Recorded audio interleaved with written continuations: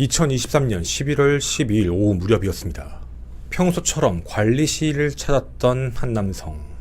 문이 잠겨 있었고 그 밑에는 문을 열다가 실패한 듯 키가 떨어져 있는 모습을 의아하게 생각을 했습니다. 잠겨있는 문, 왜 문도 못 열었지? 키를 두고 어디를 간 거지? 라는 생각에 바로 옆에 있던 옥상의 문을 열었습니다. 그런데 그곳에 건물주 80대 A씨의 시신이 발견됐습니다. 발견 당시 심정지 상태였고 반드시 누운 상태로 목 쪽에 날카로운 칼에 찔린 창상 자국이 남아있었죠. 추정은 과다출혈 상황이었습니다. 누가 보더라도 범인이 칼을 들고 와 직접 상해를 가한 뒤 도주했다라고 보이는 모습이었죠. 검거된 범인은 누구였을까요? 건물주 80대 A씨를 살해한 범인은 옆 건물 모텔의 주차 관리인 바로 김씨였습니다. 검거된 김씨는 그런 말을 남겼지요. 나를 무시해서 죽였다. 근데 주변에 있던 모든 사람들은 입을 모아 의혹을 하나 던졌습니다. 아니, 김씨가 어떻게 사람을 죽일 수 있느냐 라는 말이었죠. 지적장애 2급, IQ가 50이 채 되지 않는 김씨가 살인을 저질렀다. 저질 수 있을지는 몰라도 그 앞뒤 정황이 너무 이상하다. 이 사건의 결말 여러분은 알고 계신가요? 김한 사건 파일, 아무 말도 하지 말고 목격자가 있으면 목격자도 죽여라. 가스라이팅 살인 지시, 영등포 살인사건의 전말편입니다. 안녕하십니까. 전국 유튜브 구독자 여러분, 아프리카TV 시청자 여러분, 김원입니다.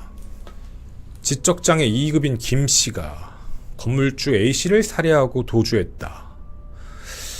왜 사람들은 그게 의아하다라는 말을 던졌던 걸까요? 사실 이유가 있었습니다. 너무나도 치밀하고 계획적으로 준비했다라는 느낌 때문이었죠. 실제 이 건물엔 평상시 쓰지 않는 한 출구가 있었는데 사건 발생 전까지만 해도 그 입구 앞에 잡다한 물건들이 쌓여 있어서 평상시 통로로 쓰지 않았던 공간이었다고 합니다. 그런데 이 공간에 있던 잡동사리들이 살인사건이 발생한 그날 갑자기 치워져 있었다라는 게 매우 이상했던 거였죠. 그리고 또 하나, 그 공간은 이 건물에서 유일하게 CCTV가 없는 비상통로였습니다. 김씨가 미리 흉기를 준비하고 도주로까지 확보하고 CCTV 여부도 확인을 한 뒤 범행을 저지르고 사라졌다라는 말. 살인만 놓고 얘기할 때는 가능성이 있을지 않을까라고 생각을 했지만 그 이외의 부분들은 절대 김씨가 혼자 살 수 없다라는 의혹이었습니다. 그런데 말이죠. 김씨는 범행 직후 도주하지도 않았습니다. 자신이 일하던 그 주차장 그곳에서 일을 하며 양동이에 무언가를 넣고 버리고 하는 모습을 반복적으로 보여주고 있었죠.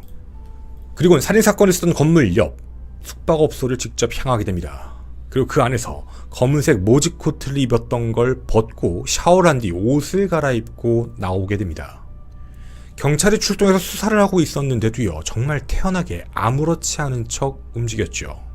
오후 4시 25분쯤 건물 속으로 들어갔다 컵라면 한 개만을 들고 나온 그는 청량리로 향해 강릉 KTX를 타고 강릉역에서 검거가 되었습니다.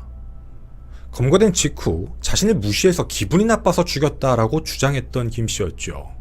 처음에도 경찰은 그 말이 맞는 줄 알고 그냥 준비만, 사건을 정리하려는 상황만 있었습니다.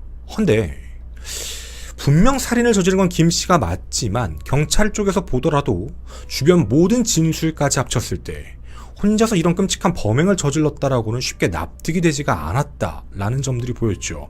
그리고 그때 의심에 드는 사람, 용의선상에 한 명이 더 나타나게 됩니다. 바로 숙박업소의 사장이었던 조씨였죠.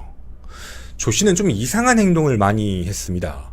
첫째, 경찰이 와서 분명히 이 건물 안에 들어갔다 나갔고 너의 직원이었으니 CCTV 좀 보여달라. 주차장 비추는 곳에 대한 문제였죠. 어느 쪽으로 도주했는지 찾기 위해서였습니다. 근데 이때 조씨는 못 보여준다. 녹화가 이미 되어 있지 않고 전부 백업이 되어 있다 라는 주장을 합니다. 그가 남긴 말은 한 가지였죠. 김씨가 자기한테 갑자기 와서 돈 10만 원을 달라고 얘기를 했다. 한 달에 한 번 쉬는데 마침 그날이어서 10만 원을 주고 어디 가나보다 했다 라는 말이었습니다. 경찰의 의심은 거기서 끝나지가 않았습니다. 조씨의 차량에서 범행에 사용됐던 그 코트, 옷, 혈흔이 묻었던 그 옷이 발견되었고 숙박업소 내에서 피를 닦았다라는 정황까지 확인을 했던 것이었죠. 하지만 조 씨는 자신은 억울하다라고 얘기하며 모든 혐의를 전면 부인했습니다. 결국 검거됐던 김 씨는 자백을 하게 되었죠. 사장이었던 조 씨의 지시를 받고 건물주 A 씨를 살해했다라는 자백이었습니다. 경찰은 이 자백을 바탕으로 김 씨는 살인 혐의, 조 씨는 살인 교사 혐의로 구속영장을 청구했는데요. 놀라지 마십시오. 김 씨는 살인 혐의로 구속영장이 나왔는데 조 씨는 기각됐습니다. 그 이유가 있었는데요. 김 씨의 진술이 일관되지가 않았다라는 문제였습니다. 다른 증거가 있는 게 아니라 자백만 있었던 거고 살인 교사 혐의였는데 어떤 부분들의 진술이 왔다 갔다 한다라는 문제였죠. 분명 최초는 자기가 기분 나빠서 죽였다. 나중엔 저 사람이 시켜서 그랬어요. 이걸 쉽게 믿기가 어렵다라는 판단이었습니다. 조 씨는 정말 억울하게 살인 교사범으로 몰렸던 걸까요? 실제로 한 언론과의 인터뷰에서 조 씨는 그렇게 말을 했습니다. 나 지금 굉장히 억울한 상황인데 다 필요 없고 구차해지고 싶지도 않다. 경찰도 검찰도 판사도 바보는 아니다. 그리고 자신의 상황에 대해서 이야기를 했습니다. CCTV가 포맷된 부분에 대해서는 그냥 당시에 원래 포맷하는 날짜였던 것 뿐이고 날씨가 흐리거나 뿌옇게 되면 녹화가 잘 안 되는 경우가 있어 하필 그날 우연히 그냥 포맷을 한 것 뿐인데 그걸 가지고 의심을 하고 있다. 만약 증거인멸을 했다면 부셔버리거나 새로 사버리거나 했다면 그게 더 말이 되는 건데 어떤 누가 들킬 걸 알면서 그냥 지워버리냐 라고 주장을 했죠. 또 숙박업소 내에 있었던 피도 왜 없앴는가에 대해 이런 답변을 했습니다. 아니 코피처럼 떨어진 방울이 2개가 있었다. 숙박업소를 운영하는 사람의 입장에서 다른 손님을 받아야 되는데 그걸 그대로 두는 사람이 어딨냐. 당연히 지웠을 수밖에 없다라는 내용이었습니다. 그러면서 조 씨는 김 씨를 걱정하는 듯한 말까지 함께 남겼습니다. 수년 전 가족에게도 버림받고 거리를 떠돌며 음식물 쓰레기를 먹었던 김 씨가 안쓰러워서 자신의 주차장 관리인으로 고용을 했다는 것이죠. 가족처럼 대해줬고 이제는 살인자로서 살아야 되는데 정말 마음이 불편하다라는 말을 남겼습니다. 그런데요, 주변에 있었던 사람들은 그런 이야기를 하지 않았습니다. 김 씨에 대해서 조 씨가 상습적으로 폭행을 했고 그리고 사람 취급도 해주지 않았으며 착취까지 하는 것으로 알고 있다는 충격적인 내용들이 쏟아져 나왔던 것이죠. 실제로 김 씨는 조 씨에게 엄청난 폭행도 자주 당했고 그 폭행에 대한 부분을 다른 사람들에게 배운 대로 그대로 따라했다는 겁니다. 해서 주변 지역 상인들과도 굉장히 트러블이 많았다라고도 알고 있었죠. 무슨 문제만 생기면 김 씨가 싸우려고 그러고 때리려고 했다라는 게 자주 보였다는 겁니다.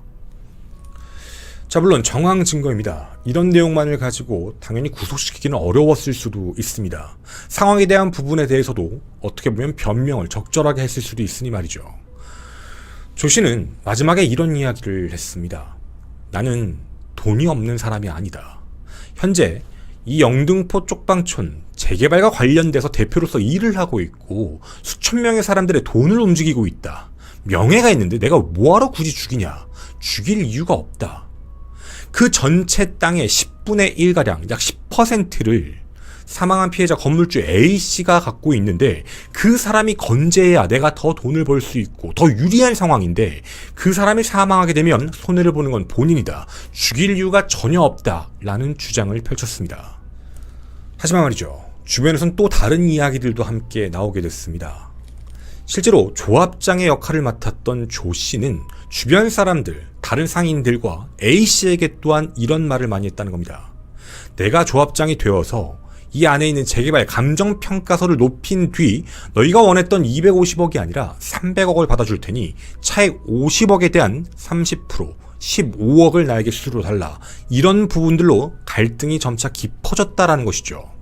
A씨는 이에 대해서 반대했고 조합장으로서 그런 짓을 하면 안 된다. 비리다. 라는 말로 너는 이제 더 이상 조합장을 하면 안 된다. 라는 이야기를 사건 발생 하루 전에 주차장 앞에서 큰 다툼을 벌이며 싸웠다라고 이야기를 하는 겁니다.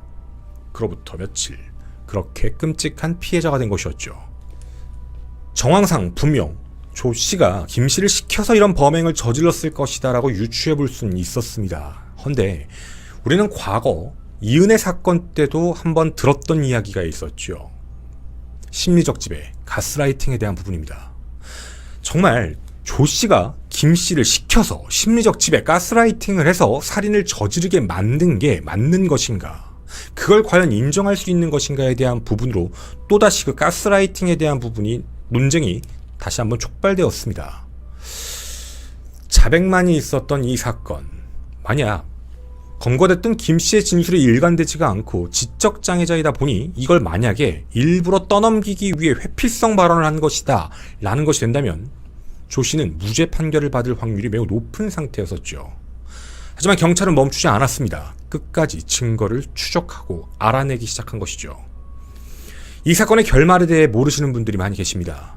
이 사건 둘 다 재판때에 세워졌습니다. 김 씨의 진술에서 확인할 수 있었던 부분이 있었습니다.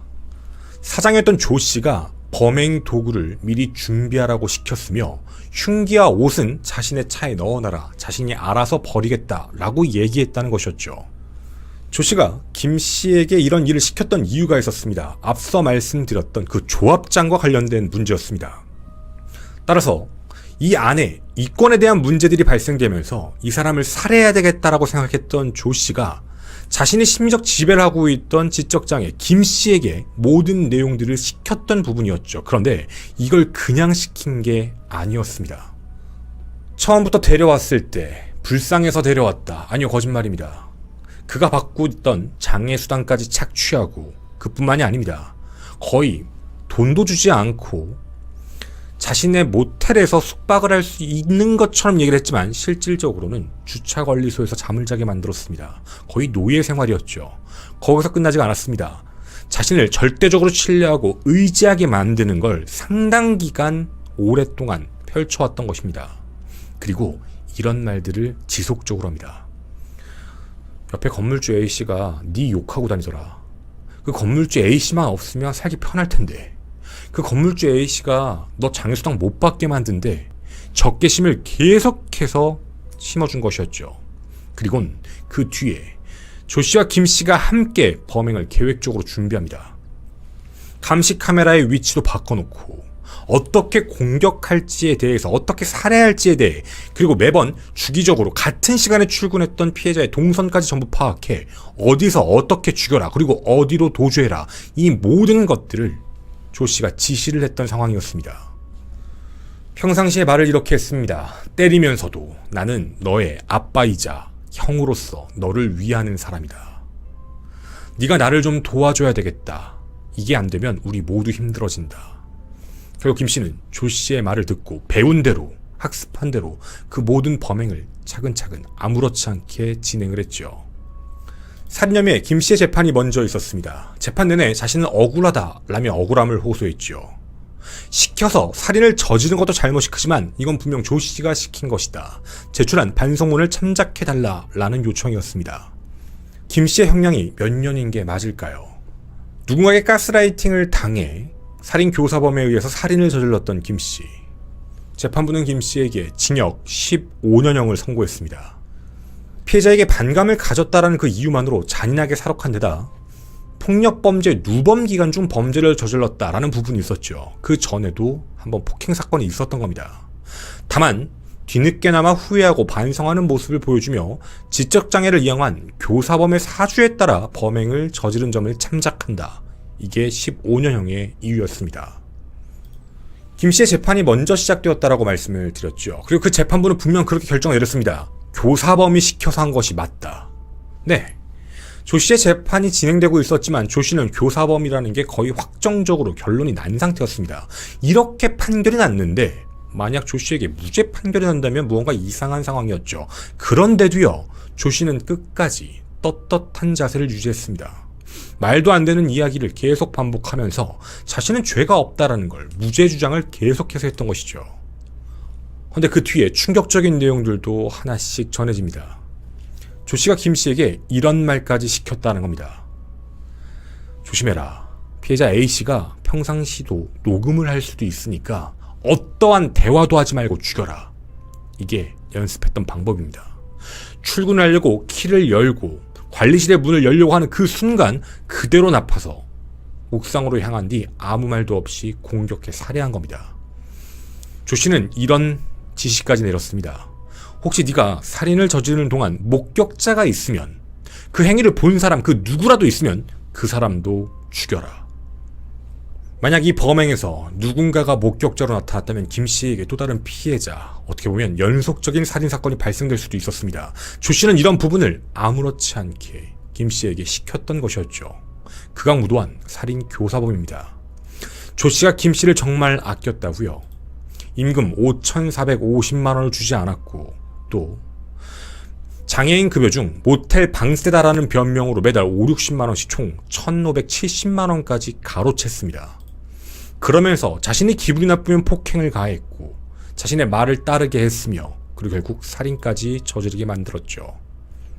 며칠 전이었습니다. 조 씨의 1심 선고가 있었습니다. 살인 교사범, 그리고 끔찍한 범행 지시. 재판부는 그에게 이런 말을 남겼습니다. 수사 과정 중에 거짓말도 많이 했고, 이 법정에서도 태연한 표정을 하면서 납득이 어려운 주장을 계속적으로 했다. 네, 결심 공판 최후진수에서도 자신은 떳떳하다라는 자세를 취하고 있었습니다. 피해자는 극심한 고통 속에서 생을 마감했고, 유가족은 치유할 수 없는 상처를 입었다라고 이야기하며 1심 징역 27년형을 선고했습니다. 사실 조금 의아하긴 했습니다. 돈 때문에, 이권 때문에 무방비 상태의 피해자를 살인 교사였던 조 씨에게 27년형이 과연 맞는 걸까라는 생각이었죠. 헌데요, 후일담으로 들려온 내용은 더 어이가 없었습니다. 1심 27년형이 선고되자 조 씨가 울먹이며 법정을 떠났다는 것이죠. 억울해서인 걸까요? 아니면 생각보다 높은 형량이 나와서 그런 걸까요? 이 사건 아직 끝나지 않았습니다. 아직 항소심도 남아있으니 말이죠. 27년, 돈 때문에 사람을 죽인 그런 사건입니다. 자칫 잘못했으면 또 다른 피해자가 발생될 수도 있었습니다. 목격자까지 죽이라고 했으니 말이죠. 아무렇지 않게 자신의 이득을 위해 그 누구든 살해하려고 했던 조 씨. 여러분의 생각은 어떠신가요? 아직 이 사건은 끝나지가 않았습니다. 그리고 이 판결 선고, 김 씨의 15년, 조 씨 27년, 유가족이 과연 받아들일 수가 있는 형량일까요? 여러분 많은 의견 기다리도록 하겠습니다. 저는 김한사건 파일의 김원이었습니다. 감사합니다. 뒷이야기 잠깐 가도록 하겠습니다. 일단 이 사건에 대해서 시작에 대한 부분이 알려졌을 때 그런 얘기도 좀 있었어요. 진짜 상황이 그렇게 맞물린 거지 모텔 사장 조 씨가 아닌 거 아니냐라는 얘기들도 있었는데, 조 씨가 증거인멸을 하려고 했던 기록들도 다 확인됐고, 그리고 김 씨의 자백이 좀 정확했고, 그런 부분들이 나오면서 사실상 김 씨의 범행 동기가 납득이 가지 않는다라는 문제였었어요. 왜냐면 자신을 무시하는 거 가서 화가 나서 죽였다라고 보기에는 너무 치밀한 계획이 있었다라는 문제였죠. 그래서 여기서 좀 제가 소름이 돋았던 부분이 하나가 있었어요. 분명히 이거는 좀 이제 언론에 안 나왔던 얘기니까 제가 뒤에 뺀 건데, 조 씨가 김 씨한테 시켰던 것 중에 만약 검거대면이라는 그 부분이 있었대요. 이것도 저도 그냥 제보받은 거여서 정확한 건 아닐 수도 있는데, 검거대면이라는 내용이었대요. 검거되면 화가 나서 죽였다고 얘기해라. 너 지적장애다. 너 형량 오래 안 나온다. 내가 어떻게든 빼주겠다. 그러니까 안심해라. 그리고 내가 이걸로 해가지고 이렇게 사건 발생되고 나서 내가 이렇게 엄청난 이득을 취하게 되면 너 나중에 사는 거 아무 문제 없다. 내가 네 아빠이자 형이자 이런 사람 아니냐. 너 어떻게든 도와줄 거다. 이거 뭐랑 되게 비슷하냐면 좀 결은 다른데, 그 우리 예전에 부당거래라는 영화가 있었죠. 그러니까 조 씨는 노린 거예요. 이게 사실 언제부터 계획이 됐을까에 대한 부분은 함부로 얘기할 수는 없어요. 근데 지적장애가 있는 사람, 그 김 씨에게 이 모든 범행을 사주하고 시켰다라는 문제는 나중에 검거됐을 때까지도 대비를 한 거예요. 해서 처음부터 떳떳했던 거예요. 김 씨가 처음에 얘기를 할 때 그렇게 얘기를 했으니까. 자기가 화가 나서 죽였다고, 자기 무시해서 기분 나빠서 죽였다라는 얘기를 했다고 하니까 안심한 거지. 아, 이거 이대로만 가면 자기는 자유로우니까. 증거를 제대로 안 남겼대요. 말로 하고 움직임으로 한 거니까. 카톡을 쓰고 이런 게 아니니까. 그래서 그런 부분들 때문에 끝까지 밀어붙였던 건데, 이제 김 씨가 나중에 어떻게 보면 이제 그 사실을 알아낸 거죠. 그러니까 여기 경찰분들 대단하신 건데 어찌되었든 보강하고 수사해서 조 씨가 잡혔잖아요. 조 씨가 잡히게 되면 이제 자기도 빠져나갈 수 있는 게 없어요. 조 씨가 안 잡히면 만약 검거가 안 되거나 뭐 다른 문제가 없거나 그냥 그대로 살고 있었다면은 그 김 씨 입장에서도 흔들릴 수밖에 없거든요. 김 씨의 진술이 오락가락했다라는 문제도 구속영장이 같이 나왔어. 자기가 자백을 해봤는데 나온 거야. 근데 이 사람은 구속영장이 기각된 거야. 이렇게 되면 이거 어떡하지? 라는 생각인 거잖아요. 김 씨의 입장에서도. 근데 어찌되었든 잘 수사도 하시고 조사도 하시고 이끌어내가지고 이제 이 뒷부분까지 오게 된 건데, 이게 정말 잔혹했던 건 우리가 알고 있었던 살인을 저지르려고 준비하고 계획하고 가스라이팅 시켜가지고 이렇게 했구나, 그게 끝나는 게 아니에요. 조 씨의 계획은 그 뒤까지 있었어요. 그러니까 조 씨는 잡힐 수도 있다고 생각을 이미 했던 것 같아요.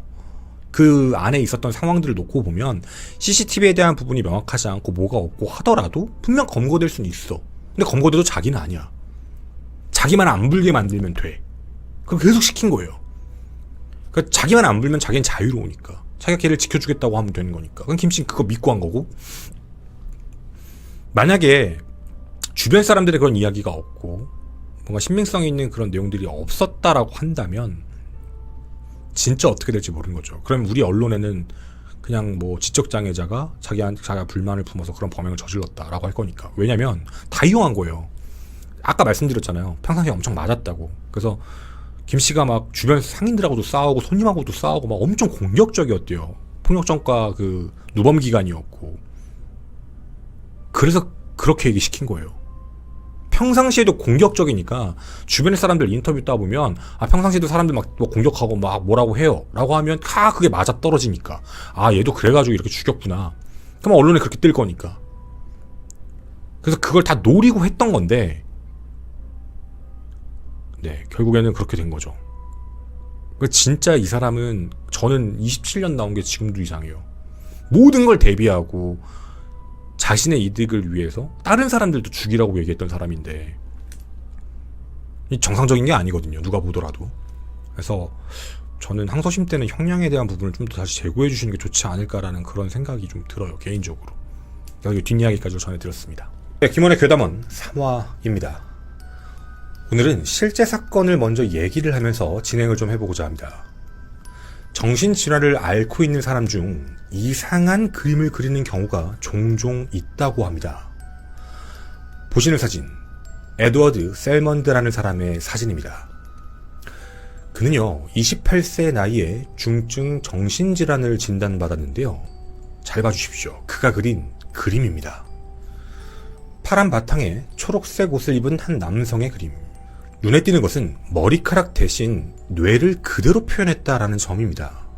어떤 다른 이유가 있는 걸까요?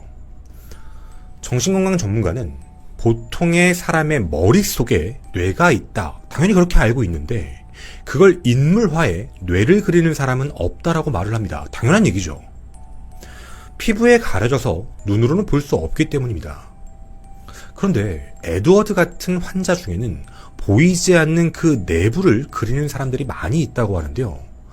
뇌나 장기를 그리거나 식물의 뿌리 부분을 그린다거나 집의 뼈대 같은 걸 그리는 것이죠. 그 이유가 있었습니다. 정신건강의학적으로 눈에 보이는 것과 눈에 보이지 않는 것, 그걸 구별하지 않는 겁니다. 이걸 더 넓게 이야기해보면 현실과 상상에 대한 구별이 모호한 상태이기 때문입니다. 우리도 가끔 TV 방송을 보다 보면 그림으로 심리치료를 하는 모습들을 볼 수가 있는데요. 그 배경은 사람의 심리 상태가 그 그림에 투영되기 때문이라고 합니다. 자, 그럼 말이죠. 지금 보여드린 이 그림, 여러분은 어떻게 보이시나요? 약 16년 전 한 블로그에 올라온 그림입니다. 굳이 떠올린다면 꽃인가? 정도는 생각날 수도 있겠지만 그마저도 낙서에 가까운 그림이니까 어린아이가 그린 건가 라는 생각도 듭니다.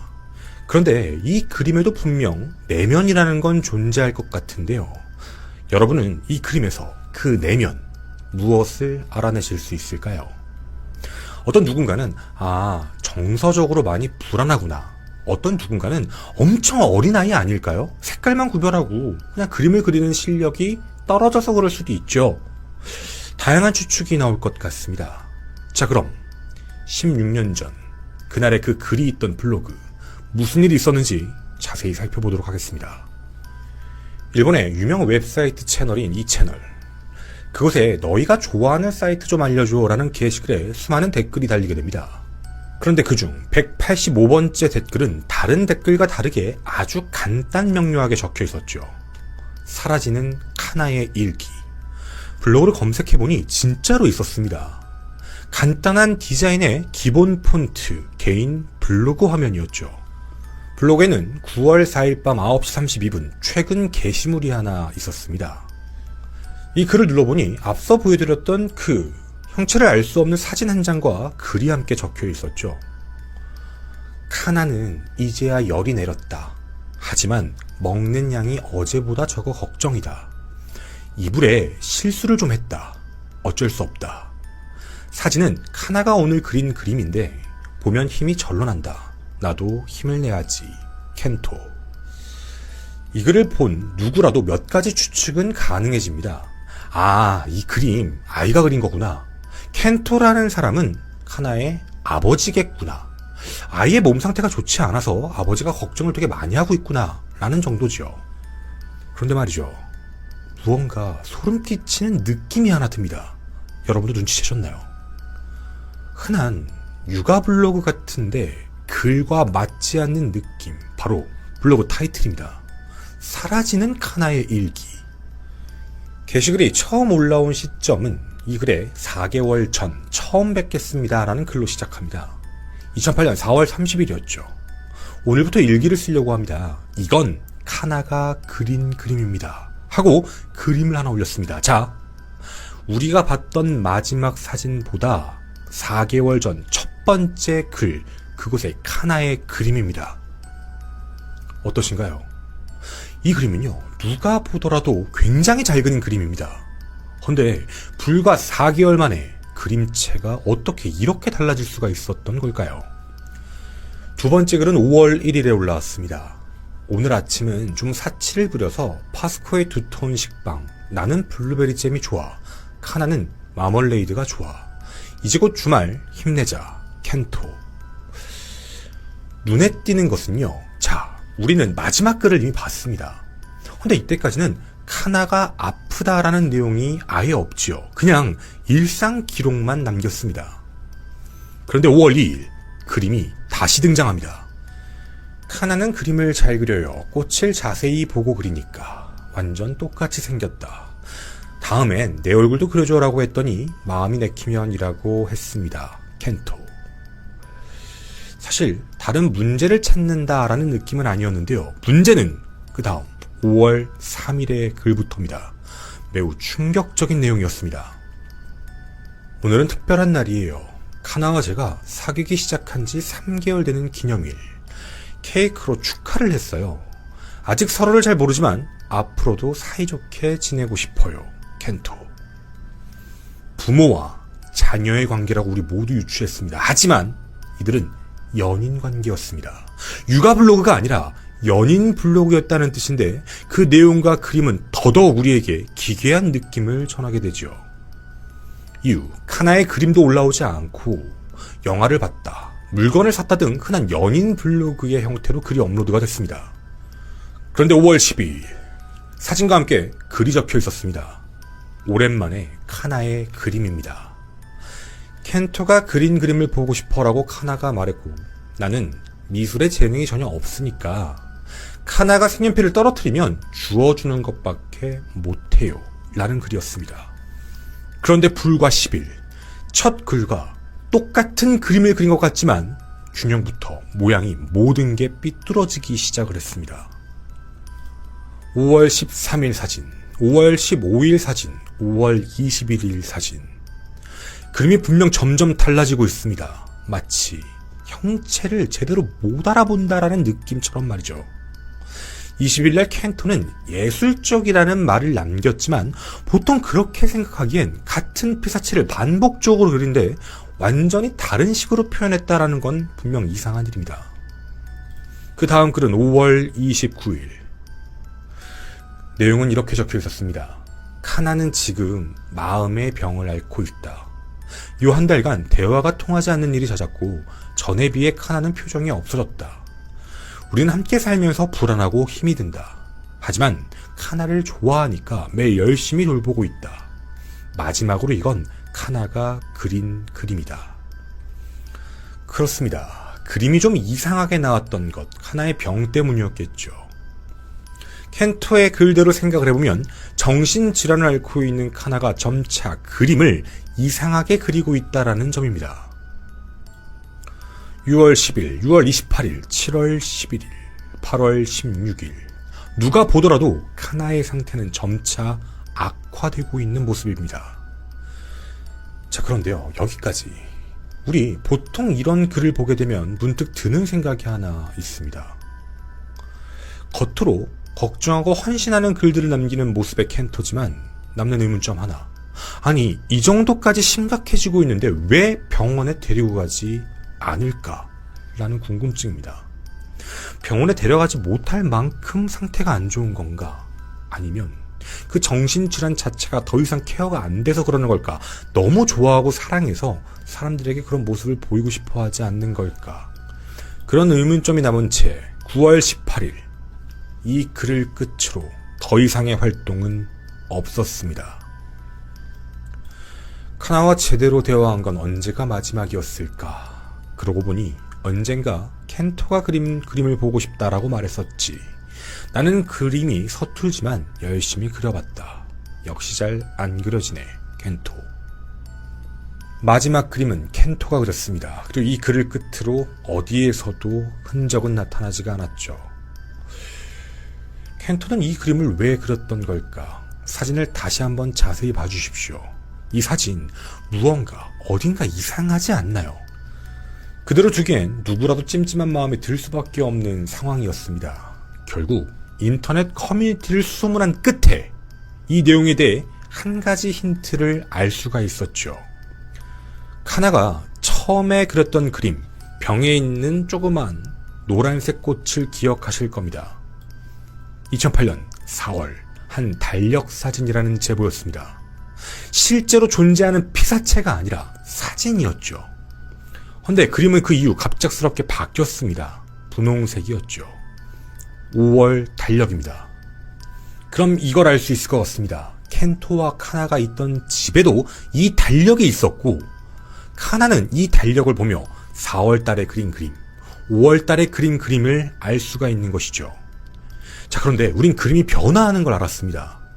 4월 달에 카나가 그렸던 그림은 매우 잘 그린 그림이었죠. 그리고 5월에 넘어가면서 점차 그림이 이상하게 변화했습니다. 다 기억이 나실 겁니다. 그럼 어째서 카나는 이 달력을 보면서 몇 번씩 같은 그림을 반복적으로 그린 걸까요? 같은 그림을 계속 그렸다면 연습의 의미일 수도 있는데 도리어 그림은 더더욱 상태가 안 좋아졌으니 말이죠. 소름 끼치는 추측이 가능해집니다. 아니, 왜 꼭 달력 사진만 그린 걸까? 왜 그것만 보였던 걸까? 또 하나, 그림을 그렸고 블로그에 올라온 날들을 체크를 해봤습니다. 이상하리만큼 모두 평일이었죠. 주말은 단 한 번도 없었습니다. 의문은 또 있었습니다. 그 뒤에 나왔던 해괴망측한 그림들 있죠. 점차 그림은 전부 다 무너져 있는 상태였습니다. 근데 그 그림이 무언가 조금 이상합니다. 여러분은 이 그림에서 무언가 이상하다라고 느껴지시는 부분이 있으신가요? 무언가를 보고 그렸다. 좋습니다. 그런데 그 모습 자체가 점차 깨진다라는 건 알겠습니다.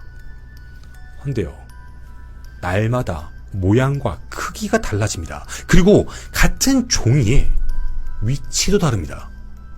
어떤 건 좌측에 배치되어 있고, 어떤 건 우측에 몰아져 있고, 우측 상단에 묻혀져 있고, 무언가 좀 느낌이 다르다, 이상하다라는 느낌이 들지요.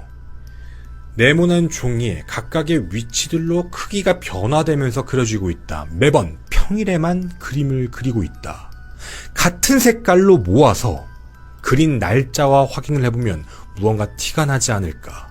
바로 여러분이 보시는 이 달력의 그림 그 공간에 그림 사진들을 배치를 같은 색으로 해보면, 그 날짜마다 배치를 해보면 무언가가 나타나지 않을까라는 궁금증이었죠. 예상은 적중했습니다. 매달 그린 그림을 그 달력 그린 날에다 그림을 배치했습니다. 그랬더니 글자가 나타납니다. 글자는 도와줘 라는 글자였습니다. 카나는 구조 메시지를 만들었던 겁니다. 그런데요, 이 블로그에서 가장 의문이 남은 것 하나, 모든 그림에서 유일하게 제외되는 그림이 딱 하나 있죠. 바로 겐토가 그린 그 그림입니다. 특이하다, 특이하지 않다, 뭐 이런 식으로 생각할 수도 있지만, 보통 나무를 그릴 때 절단된 면 자체를 티나게 그리지는 않지요. 왜 이런 그림을 그린 걸까? 그럼 우린 처음에 얘기했던 한 사건을 다시 가지고 오도록 하겠습니다. 실제로 정신적인 문제는 누구에게 있었던 걸까? 카나는 정신이 멀쩡했던 겁니다. 도리어 정신병이 있었던 건 켄토라는 가능성이죠. 해서 카나는 켄토를 속여야만 했습니다. 자신이 외부에 메시지를 남길 수 있는 방법은 단 하나. 자신이 그린 그림을 연인 블로그 같은 데 올려주니까 그걸 일부러 점점점 정신 상태가 안 좋아지는 걸 티를 내면서 각각의 평일마다 그림을 그리며 하나의 시그널 신호를 외부에 보내고 있었던 것이죠. 유사한 사례가 있었습니다. 1980년 미국에서 일어났던 제인 실종 사건. 남성은 여성을 유기해 자신의 집 침대에 다리를 묶고 감금시켰던 사건입니다. 결국 여성은 복종을 할 수밖에 없었죠. 목숨은 건져야 했으니 말입니다. 몇 년 후 그 남성은 검거되고 여성은 구출되었지만 이 남성은 그렇게 주장합니다. 내 연인이다. 나를 사랑해서 항상 같이 있어줬다라는 말도 안 되는 진술을 했죠.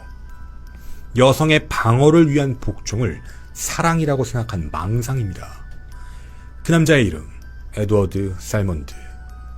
생각해보면 켄토는 블로그 글에서 의미심장한 말들을 몇 번 남기긴 했습니다. 카나가 색연필을 떨어뜨리면 주워주는 것밖에 못한다. 떨어뜨리면 카나가 직접 주우면 되는데요. 카나에겐 어떠한 병도 없습니다. 주워줄 수밖에 없는 건 카나가 움직이는 공간이 제한되어 있다라는 뜻이겠죠. 그리고 이런 글도 있었습니다. 카나의 발은 가늘고 차가웠다. 사귀기 시작했을 무렵보다 꽤나 살이 빠졌다.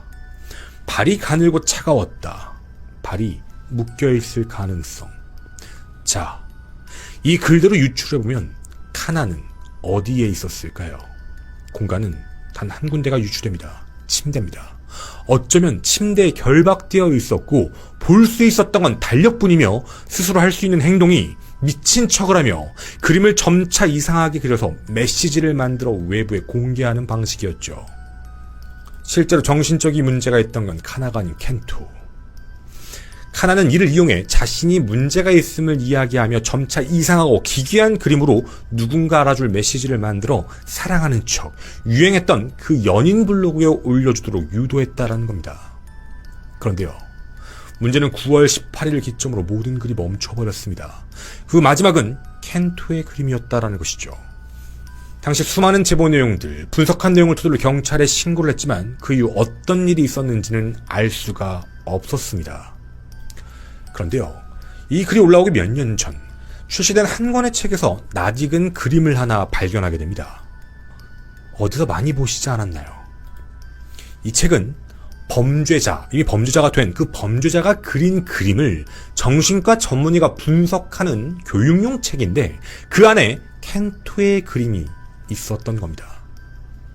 이 책을 보니까 켄토는 검거되었구나 라고 생각을 할 수가 있었죠. 그런데요, 이 글에는 이렇게 쓰여 있었습니다. 이 그림에는 지면이 그려져 있지 않습니다. 땅이 없다라는 말이죠. 나무를 그린 그림 중에 땅을 그리지 않는 경우가 가끔 있는데요. 하지만 저는 나무와 벤치의 위치의 관계가 좀 신경이 쓰여서 그 죄수에게 땅을 좀 그려달라라고 말을 했더니 이렇게 그렸습니다. 처음엔 땅 위로 빠져나온 뿌리를 그린 줄 알았습니다. 그런데 그게 아니었죠. 기억나시나요? 본래 보이지 않을 곳, 땅속에 묻힌 뿌리를 그려버린 겁니다. 밖에서 보이지 않는 내면을 그리는 그림, 자주 발견되는 현실과 상상의 구별이 모호해진 정신질환자라는 것이죠. 그리고요, 또 하나의 특징이 있습니다. 잘려나간 나뭇가지. 심리학에서는 나뭇가지는 타인이나 사회에 다가가기 위한 그 손을 상징한다라고 이야기를 합니다. 잘려나간 부분들은 타인에게 갈 수가 없다, 사회적인 유대, 연결 능력이 좀 떨어져 있다라는 그 자신만의 컴플렉스를 표현한다라고 얘기하는데요. 이 그림은요, 잘리지 않은 부분도 존재하곤 합니다. 근데 날카로운 끝, 그런 뾰족한 가지까지도 보이지요. 이건 공격성을 뜻한다고 하는데요. 잘린 나뭇가지, 그리고 날카로운 나뭇가지의 모습. 그 사람의 공격성과 사회화가 될 수 없는 컴플렉스까지 함께 그림에 표현했다라는 뜻입니다. 사라지는 카나의 일기. 처음과 달리 더 섬뜩하게 느껴지는 제목이기도 합니다. 카나는 누구로부터, 어디로부터 사라지고 있었던 걸까요? 자신의 자아가 없었던 건지, 그 자아가 사회화가 되지 않았던 그 유일한 사람에게 흡수화가 됐던 건지. 헌데 한 가지의 문제가 있습니다. 카나의 생사는 알 수가 없었다는 겁니다. 김원의 괴담원 3화, 저는 김원이었습니다. 감사합니다. 네, 안녕하세요. 김원 가족 여러분, 김원입니다. 최근 한 미제 사건 관련 제보 저희가 2월 달에 전해드렸었죠. 그 사건 관련해서 차근차근 뉴스 보도도 나오고 있고, 또 얼마 전엔 억울한 누명을 쓸 뻔했던 한 그 경찰서 사건 등 좀 정신없는 나날들을 보내고 있었는데요. 그 사이사이에 해왔던 또 하나의 일을 전하고자 이렇게 방송을 켰습니다. 한 2달 전쯤이었죠. 가벼운 학습지라는 브랜드에서 저에게는 굉장히 놀랍고 흥미로웠던 그 추리 학습지, 바로 FBI 프로파일링 학습지였죠. 반응이 매우 폭발적이었고, 크라임씬, 여고 추리반 같은 추리물을 좋아하시는 분들뿐만 아니라 방탈출을 즐겨 하시는 분들, 혹은 추리소설을 좋아하시는 분들까지 정말 많은 분들이 함께 해주셨습니다. 특히 1탄 FBI 프로파일링 같은 경우 세부적인 내용까지 강의로 함께 진행하며 우리 모두가 다 함께 더더욱 발전하는 시간이었던 것 같은데요. 이번 프로파일링 학습지 2탄 대한민국 범죄사건 추리 학습지를 그렇게 제작을 하게 되었습니다. 이번에는 1편과는 좀 달리 국내 범죄사건을 재구성한 스토리로 준비를 했습니다.